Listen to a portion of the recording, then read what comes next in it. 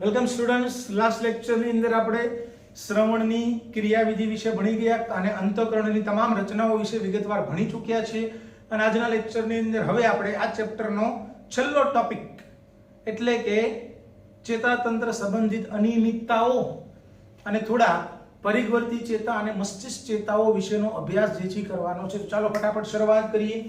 NCERT માં નથી પણ તમારે યાદ રાખવાની છે ચેતાતંત્રની અનિયમિતતાઓ.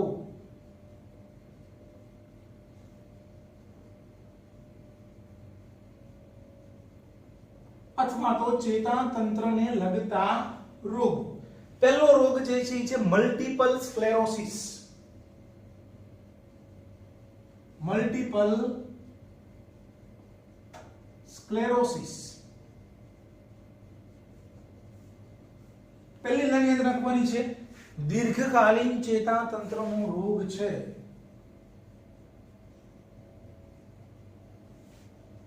મલ્ટીપલ સ્ક્લેરોસિસ દીર્ઘકાલીન ચેતાતંત્રનો રોગ છે. બરોબર છે. સ્વપ્રતિકારકતા રોગ છે, ઓટો ઇમ્યુન ડિઝીઝ છે.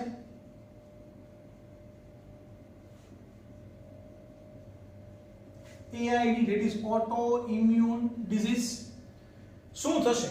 મલ્ટીપલ સ્ક્લેરોસિસ ની અંદર શું થાય તો કે ચેતાતંતુની ઉપર આવેલા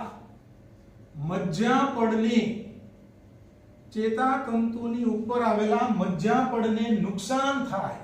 મજ્જાપડનું કામ શું હતું તો કે મજ્જાપડનું કામ હતું મિત્રો ઉર્મી વેગનું પ્રસરણ અટકાવવું. ઉર્મી વેગને પ્રસરી જતો અટકાવવાનું કામ ચરબીના બનેલા મજ્જાપડનું હતું. તો મલ્ટીપલ સ્ક્લેરોસિસ ની અંદર શું થશે તો મલ્ટીપલ સ્ક્લેરોસિસ ની અંદર મિત્રો મજ્જાપડને જે છે નુકસાન થાય અને મજ્જાપડને નુકસાન થાય એટલે ઉર્મી વેગ ફેલાઈ જાય અને ઉર્મી વેગ ફેલાઈ જાય એટલે પૂરતા પ્રમાણમાં સંદેશો કે ઉર્મી વેગ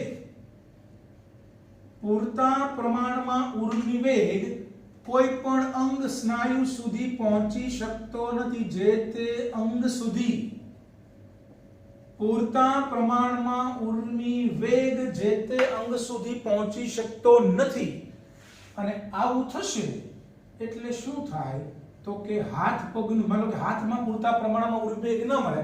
આ જસ્ટ લાઈક એવી વાત છે કે કોઈ બલ્બ તમે તમારા ઘરે ચડાવ્યો છે, બરોબર, 100 વોલ્ટનો બલ્બ છે, બરોબર, અને 100 વોટના બલ્બને પ્રકાશિત થવા માટે મેક્સિમમ 100 વોટ પાવર તો જોઈએ. હવે એ બલ્બને માની લો કે 50 વોટ કે 60 વોટ પાવર મળે છે તો એ આછો એટલે કે ધીમે ધીમે જગશે, ઓછો પ્રકાશ આપશે. 100 વોટ પૂરા મળશે તો સારો પ્રકાશ, સંપૂર્ણ પ્રકાશિત થશે. એવું જ કે અહીંયા છે કે મગજમાંથી જે ઉર્મી વેગ આવે છે મારા હાથ સુધી પૂરતા પ્રમાણમાં પહોંચશે તો મારા ડિસિઝન પ્રમાણે પૂરતા પ્રમાણમાં હાથનું હલનચલન થશે. પણ અહીંયા ત્યાં સુધી પહોંચતા જો ઉર્મી વેગ પ્રસરી જશે તો પૂરતા પ્રમાણમાં ઉર્મી વેગ જે તે અંગ સુધી પહોંચે એટલે હાથ પગનું કેવું હલનચલન થાય? અસ્થિર હલનચલન થાય. બરોબર. પૂરતા પ્રમાણમાં જે પ્રમાણે તમારો ઓર્ડર હોય એ પ્રમાણે તમારા અંગો કામ નહીં કરી શકે. બરોબર. તો હાથ પગનું સ્ટેબલ નહીં પણ અનસ્ટેબલ એટલે કે અસ્થિર આનું લક્ષણ છે કે હાથ પગનું અસ્થિર હલનચલન થાય.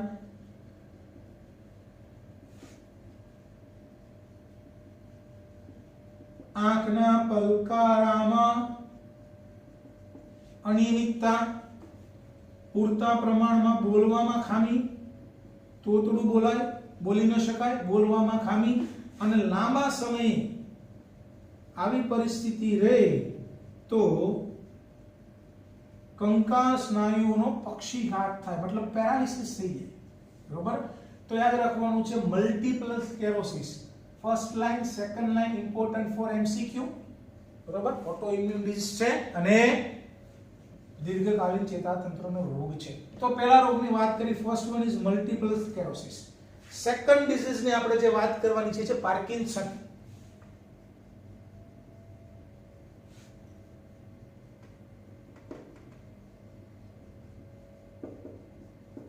પાર્કિન્સન તો પહેલી જ લાઈન ઘણી બધી વાર MCQ માટે પૂછાઈ ગયેલી છે કે આ રોગ જે છે ચેતાપ્રેષક દ્રવ્ય ન્યુરોટ્રાન્સમીટર ડોપામાઇન, ખાસ યાદ રાખજો, ન્યુરોટ્રાન્સમીટર ડોપામાઇનની ઉણપથી થાય છે. આ રોગ જે છે ચેતાપ્રેષક દ્રવ્ય ન્યુરોટ્રાન્સમીટર મટીરીયલ ડોપામાઇનની ઉણપથી થશે અને આની અંદર પણ સ્વયંસ્ફુરિત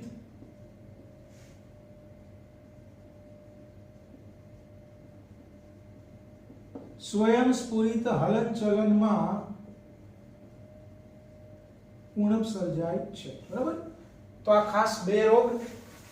ત્રીજો રોગ જે યાદ રાખવાનો છે, થર્ડ વન ઇઝ રાંઝણ,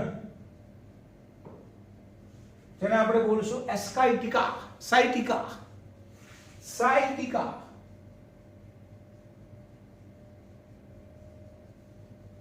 રાંઝણ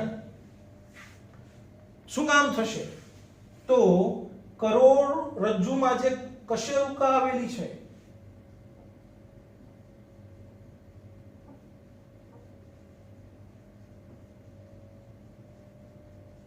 કશેરુકાઓની વચ્ચે આવેલી ગાદી, ડિસ્ક,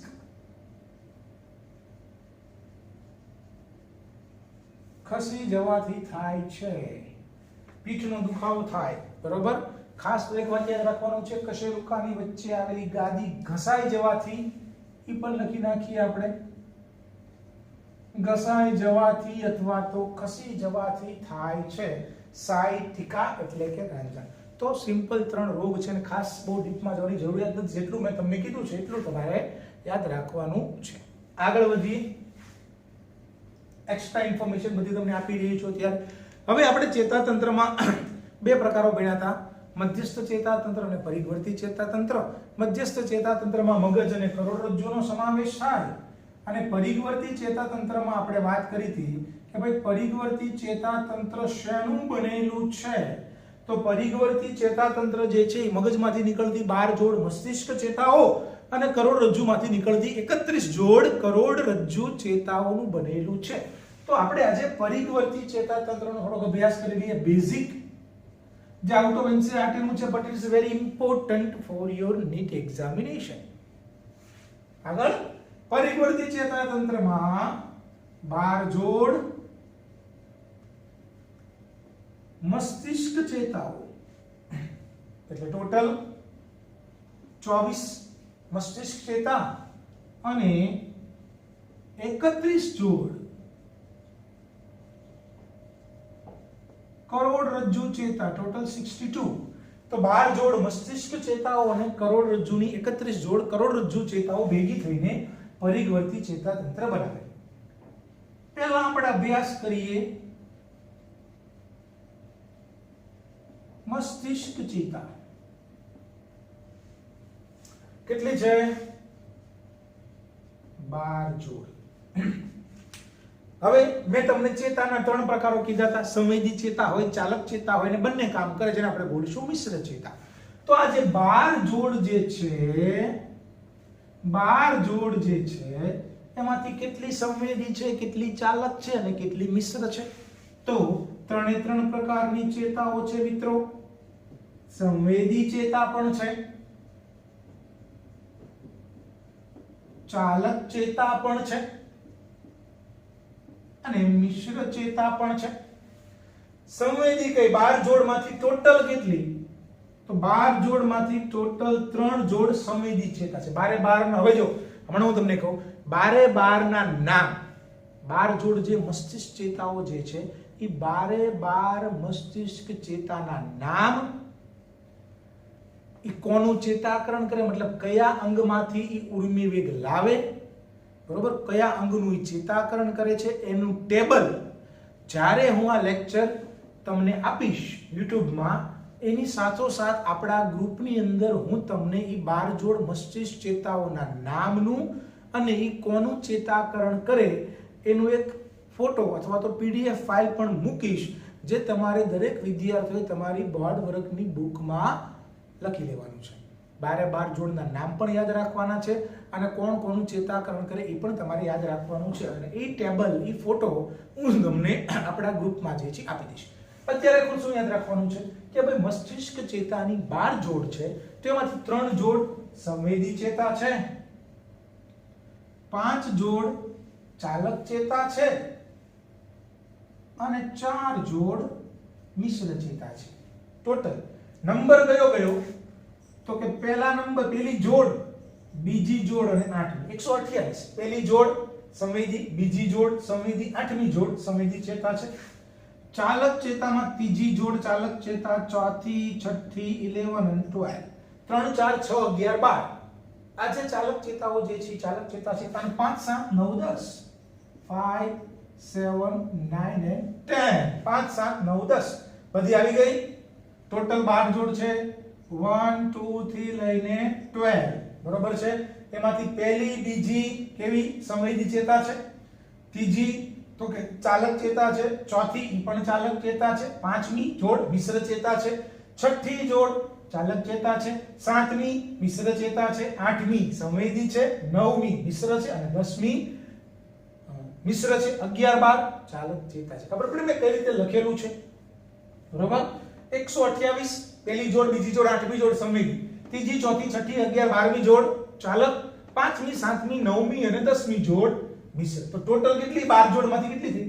4 જોડ. 5 જોડ આવી અને 3 જોડ આવી. તો આ વાત થઈ ગઈ મિત્રો મસ્તિષ્ક ચેતા. હવે અહીં લખું છું, ખાસ યાદ રાખજો, દરેક ચેતાનું નામ, જે 12 જોડ જે છે 12 જોડ ચેતાનું નામ અને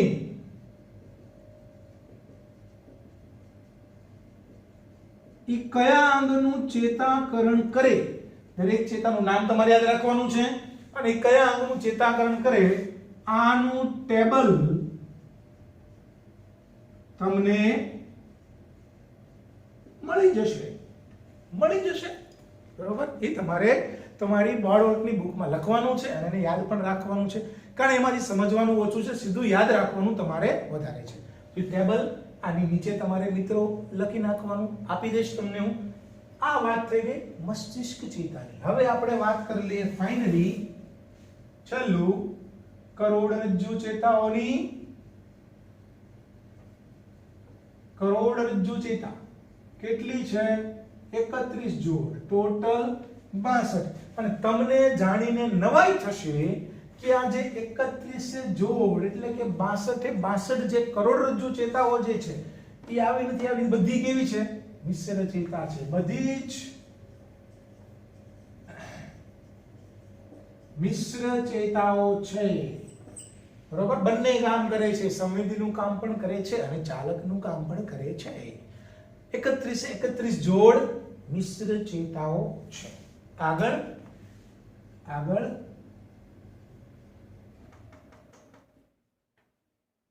કરોડ સ્તંભનું સૂત્ર તમને બધાને યાદ હશે. કરોડ સ્તંભની કશેરુકાનું સૂત્ર જે આપણે કંકાલ તંત્ર વાળા ચેપ્ટરમાં ભણી ગયા હતા, હલનચલન અને પ્રચલન વાળા ચેપ્ટરમાં. શું હતું સૂત્ર? C7 T12 પછી L5 S1 અને CD1. આ સૂત્ર કયું હતું? પુખ્ત મનુષ્યમાં. બધું યાદ હોવું પડે તમને. પુખ્ત મનુષ્યમાં કરોડ સ્તંભનું સૂત્ર હતું 7 ગ્રીવા કશેરુકા, 12 ઉરસ્ય કશેરુકા, 5 ત્રિક કશેરુકા, 1 પૂંછ કશેરુકા. 7 ગ્રીવા, 12 ઉરસ્ય, 5 કટી, 1 ત્રિક ને 1 પૂંછ. ક્લિયર? પુખ્ત મનુષ્યમાં. નાના બાળકોમાં સૂત્ર શું ભણ્યા આપણે? C7 T12 L5 S5 CD4. Ready? S5 CD4 આ હતું નાના બાળકોમાં કરોડ સ્તંભનું સૂત્ર. હવે હું તમને શું લખાવું છું યાદ રહે એટલા માટે કરોડરજ્જુ ચેતાનું સૂત્ર. કોનું સૂત્ર લખાવું છું? કરોડરજ્જુ ચેતાઓ. આ મારું ઘરનું છે, યાદ રાખવા માટે. કરોડરજ્જુ ચેતાનું સૂત્ર ટોટલ 31 છે. તો કયા ભાગમાંથી કઈ ચેતા નીકળે? તો C8 મતલબ ગ્રીવા પ્રદેશમાં કશેરુકા 7 પણ ગ્રીવા ચેતાની સંખ્યા કેટલી? 8. 8 ગ્રીવા ચેતા, પછી અહીંયા તો 12 જ છે, 12 કશેરુકા, એમાંથી 12 ગ્રીવા ચેતા, ઉરસ્ય ચેતા, પછી L5 5 કટી ચેતા, પછી S5 આ કઈ જશે ત્રિક ચેતા, અને CD1 કેટલી થઈ 12 ને 8 20 30 ને 31 થઈ ગઈ. આગળ ચેતા જઈશું આપણે પુચ્છ ચેતા. બરોબર, તો આ કરોડ સ્તંભનું સૂત્ર છે, અને આ કરોડ સ્તંભમાં આવેલી કરોડ સ્તંભમાંથી નીકળતી કરોડરજ્જુ ચેતાનું સૂત્ર લગભગ સમાન છે. L5 S5 ની જગ્યાએ 5 છે અને CD1 ની જગ્યાએ C8. બરોબર, તો આ યાદ રાખવાનું છે. આ જે થઈ ગઈ 31 ટોટલ તમારું કેટલી થઈ ગઈ 31 જોડ. બરોબર, અને બધી ગ્રીવા ચેતા, ઉરસ્ય ચેતા, કટી ચેતા, ત્રિક ચેતા અને પુચ્છ ચેતા બધી જ મિશ્ર ચેતા છે. બરોબર, તો આટલો જે આઉટ ઓફ NCERT નું છે, જે મિત્રો તમારે યાદ રાખવાનું છે, હજી પણ થોડું બાકી છે. બરોબર, આઉટ ઓફ NCERT નું પણ અત્યારે એની જરૂરિયાત નથી. જે આપણે સ્કૂલ ખુલશે પછી આપણે એનો અભ્યાસ જે છે કરીશું, કારણ કે આપણે હજી અનુકંપી અને પરાનુકંપી ચેતાતંત્ર વિગતવાર ભણવાના છે, પણ અત્યારે એની જરૂરિયાત મને લાગતી નથી. બરોબર, એટલે મેં અત્યારે તમને ભણાવતો નથી. આપણે નેક્સ્ટ ચેપ્ટર જે છે શરૂ કરી દઈશું, પણ સ્કૂલ ખુલી ગયા પછી સમય અનુસાર આપણે એનો પણ અભ્યાસ જે છે એ વિગતવાર કરીશું. બરોબર છે, તો આ સાથે આપણે આ ચેપ્ટર ચેતાકીય નિયંત્રણ અને સહનિયમન વાળા ચેપ્ટરને ત્યારે પૂર્ણ જાહેર કરીએ છીએ. અને હવે નેક્સ્ટ લેક્ચરની અંદર મિત્રો આપણે 12મા ધોરણનું બીજું ચેપ્ટર જે છે સપુષ્પી વનસ્પતિમાં લિંગી પ્રજનન, sexual reproduction in flowering plant, sexual reproduction in flowering plant, સપુષ્પી વનસ્પતિમાં લિંગી પ્રજનન વાળા ચેપ્ટરનો અભ્યાસ જે છે શરૂ કરીશું.